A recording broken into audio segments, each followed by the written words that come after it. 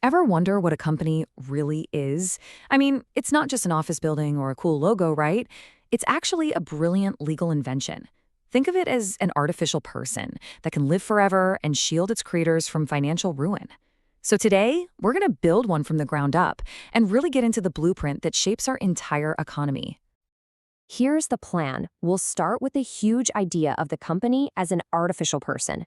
Then we'll check out its protective shield, dive into its rule book, see how it gets funded, and wrap up with how it rewards the people on the inside.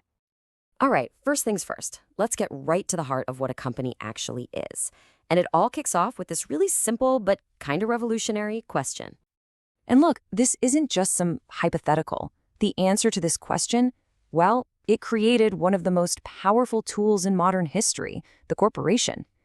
The big idea here is that a business can be treated like its own person, legally speaking, completely separate from the folks who started it.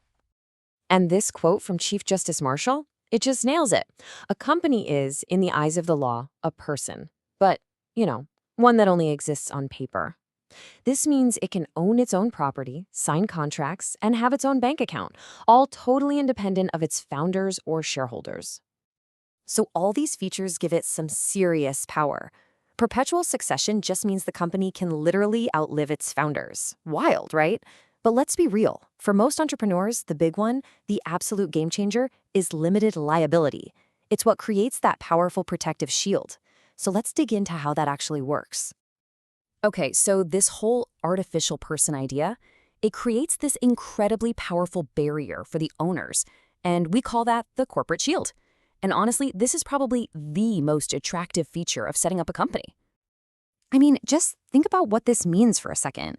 Let's say you put $1,000 into a company. If it goes belly up and owes millions, guess what? You only lose your grand. That's it. Creditors can't come after your house, your car, or your savings. It's this safety net that gives people the confidence to make those huge investments that, fuel innovation and economic growth. Now, this legal wall of separation, it's famously called the corporate veil. You can almost picture it like a one-way mirror. The owners can look in and control the company, but the company's creditors can't see past that veil to the owner's personal bank accounts. And it was this landmark case way back in the 1890s that really cemented this whole idea into law. So here's the story. There was this guy, Aaron Solomon. He sold his business to a company he himself created, where he and his family were basically the only shareholders. Well, when the company went under, the creditors came knocking, trying to make him pay up personally. But the court said nope, the company is its own person and its debts belong to it, not to Solomon. So this corporate veil is super strong, right? But it's not invincible. You can't just use a company as a mask to do shady stuff. The real question is, when can a court decide to just peek behind that curtain? Well, courts will do what they call piercing the veil if it's obvious the company is just a front for something dodgy. Basically, if you're using the corporate setup to dodge taxes, commit fraud, or stiff your employees, a judge can totally rip that veil away and come after you personally.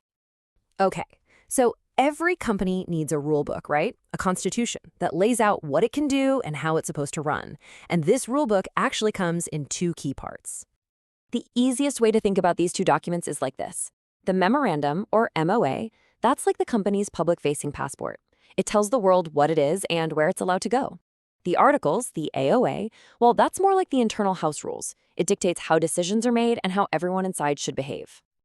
And this brings us to a really important legal idea called ultra vires. It's Latin for beyond the powers. It means a company has to stay in its lane.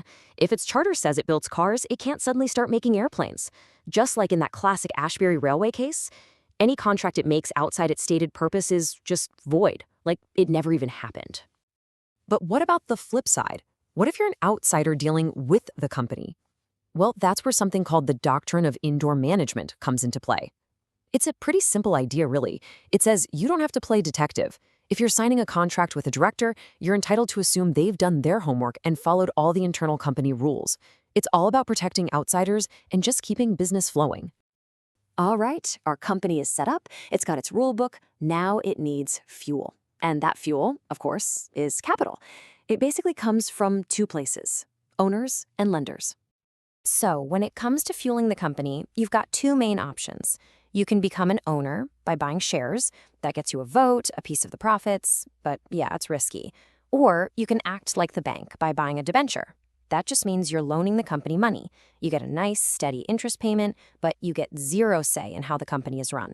It's that classic trade-off, risk and control versus safety and a guaranteed return. A company's capital isn't just one single number. It's more like a process, a flow. It all starts with the authorized capital. That's the absolute max amount the company is allowed to raise. Then, from that pot, they issue some of it to investors. Then investors subscribe to what's been offered.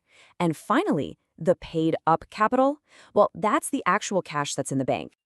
And get this, even among the owners, there's a pecking order. You've got preference shareholders. They're first in line for profits. They get a fixed payout before anyone else gets a penny. The catch? They usually don't get a vote. Then you have the equity shareholders. They're last in line for dividends, but they get the real prize, voting rights. These are the people who actually get to steer the ship. All right, last section. How does a company say thank you to its owners and maybe ask them for a little more cash? Let's look at 2 key ways they do this, which are all about rewarding the insiders.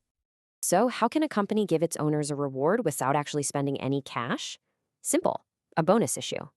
It basically takes its saved up profits, its reserves, and turns them into brand new shares, which it then gives out for free to its current shareholders. It's a great way to make shareholders happy, and it also sends a strong signal that the company is doing well and feeling confident. A rights issue, now that's a bit different. This is all about raising fresh money, but doing it in a way that's fair to the people who are already on board. The company goes to its existing shareholders and says, hey, we're issuing new shares, and you get the first shot at buying them, usually at a nice discount. It really is a win-win. The company gets the cash it needs from people who already believe in it, and the shareholders get to maintain or even increase their ownership stake. So, there it is, the blueprint of a modern company. It's this incredible engine for growth and innovation, all built around that powerful idea of an artificial person. But that same structure also creates the corporate shield, right? That veil that can sometimes separate actions from consequences. And that leaves us with a really big question to chew on. When that shield allows a company to take massive risks in the name of profit, who's left holding the bag when it all goes